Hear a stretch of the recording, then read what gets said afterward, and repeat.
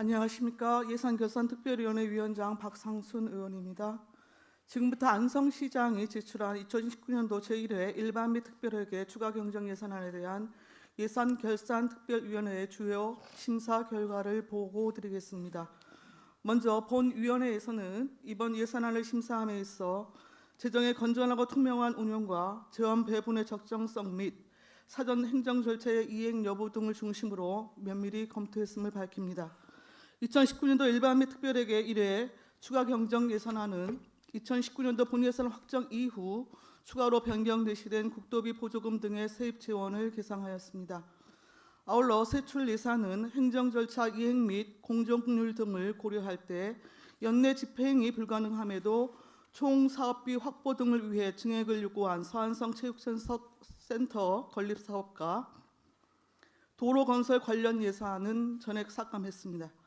그리고 사업별 용도와 추진 계획이 사전에 구체적으로 확정되지 않은 가칭, 풀 예산과 예정 부지를 최종 선정하지 않은 채 편성된 장애인 체육센터 건립 기본계획 수립 용역비도 삭감했음을 알려드립니다.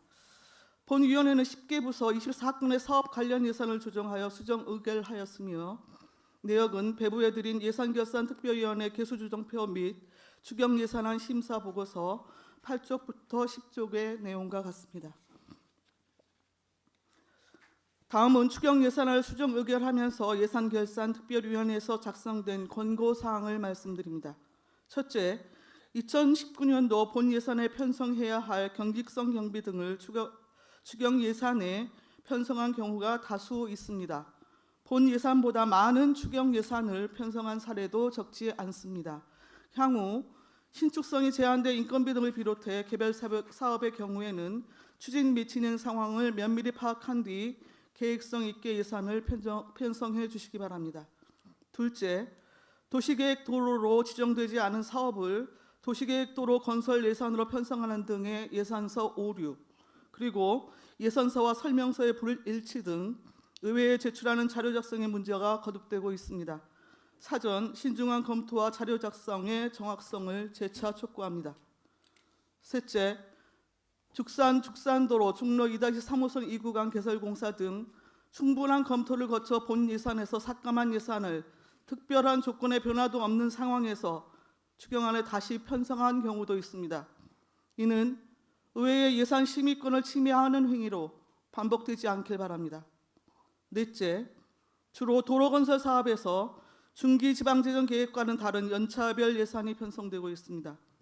특히 이렇게 편성되는 예산안 대부분은 공정률 대비 사업비를 지나치게 편성하는 사례와 중복되는 문제를 안고 있습니다.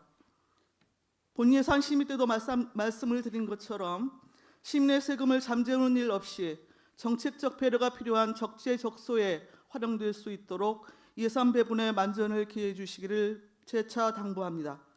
다섯째, 집행부의 임의적 판단에 따른 예산 남용 가능성이 높고 선심성 예산 논란을 부채질할 수 있는 통칭 재량사업비 풀 예산 편성에 과감한 폐기를 검토하시기 바랍니다.